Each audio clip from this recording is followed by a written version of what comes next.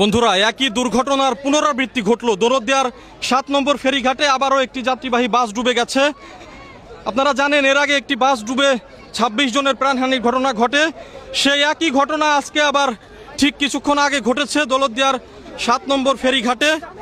এখানে এই যে ফেরি, করবি ফেরি, এই ফেরিতে উঠে যায় একটি বাস, এসবি পরিবহনের একটি যাত্রীবাহী বাস। বাসটি কুষ্টিয়া থেকে আসে এবং কুষ্টিয়া থেকে আসার পরে এই বাসটি এই ফেরিতে উঠে যায় এবং ফেরিতে উঠে যাওয়ার পরেই এই যে ফেরির যে ডালা, এই ফেরির ডালা ভেঙে ঠিক এই জায়গা দিয়েই আপনারা দেখতে পাচ্ছেন ক্যামেরার সাহায্যে, ঠিক এই যে এই জায়গা দিয়েই এই যে ডালা ভেঙে এই জায়গা দিয়েই বাসটি নদীতে পড়ে গেছে। আপনারা দেখতে পাচ্ছেন এই যে ডালা, এই ডালাটি ভেঙে নদীতে ঠিক এই জায়গাটিতে এই মুহূর্তে বাস রয়েছে।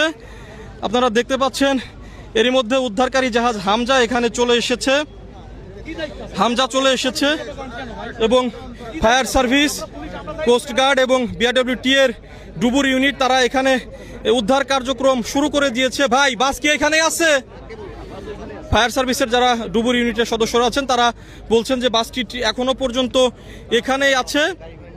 আমরা প্রশাসনের সঙ্গে কথা বলেছি, তারা বলেছেন যে হতাহতের আশঙ্কা তেমন একটি নেই, তবে বাসটি যখন উদ্ধার হবে, উদ্ধার করার পরেই বোঝা যাবে আসলে কোনো হতাহত আছে কিনা।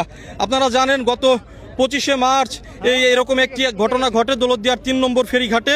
3 নম্বর ফেরিঘাটে একটি বাস ডুবে যায় এবং সেই ঘটনায় 26 জনের প্রাণহানির ঘটনা ঘটেছিল। আজকেই এই দৌলতদিয়ার এই 7 নম্বর ফেরিঘাটে একই দুর্ঘটনার পুনরাবৃত্তি ঘটলো। এই যে ফেরি করবি, এই ফেরি করবি থেকেই যাত্রীবাহী বাসটি নদীতে ডুবে যায় এবং নদীর মধ্যে এখনো বাসটি আছে। আপনারা দেখতে পাচ্ছেন উৎসুক জনতা এখানে ভিড় করেছেন, প্রশাসনের লোকজনও এখানে আছেন। ঠিক এই জায়গাটিতেই বাসটি এখনো পর্যন্ত এই জায়গাটিতেই বাসটি ডুবে আছে। এখানে উদ্ধার তৎপরতা চলছে, উদ্ধার কার্যক্রম চালাচ্ছে। আপনারা দেখতে পাচ্ছেন উদ্ধারকারী জাহাজ হামজা এখানে এসে পৌঁছেছে। দর্শক, এখানে নিরাপত্তা ব্যবস্থা নিয়ে স্থানীয় যারা আছেন তারা ক্ষোভ প্রকাশ করেছেন, কারণ এই যে নিরাপত্তা ব্যবস্থা, এর আগেও এইরকম একটি ঘটনা ঘটেছিল দৌলতদিয়ার 3 নম্বর ফেরিঘাটে, সেই একই ঘটনা আবারও ঘটলো।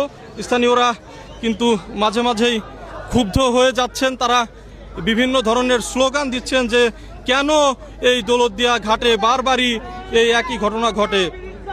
আপনারা দেখুন উৎসুক জনতা বা স্থানীয়রা যারা আছেন তারা কিন্তু ক্ষোভে ফুঁসে উঠেছেন। এখনো পর্যন্ত বাসটি পদ্মা নদীর নিচেই আছে। বন্ধুরা, আপনারা আমার এই পেজের সাথে যুক্ত থাকুন, এরপরে যা আপডেট আসবে বা আপডেট পাওয়া যাবে আপনাদেরকে আমি জানিয়ে দিব। আপনারা সবাই যুক্ত থাকুন।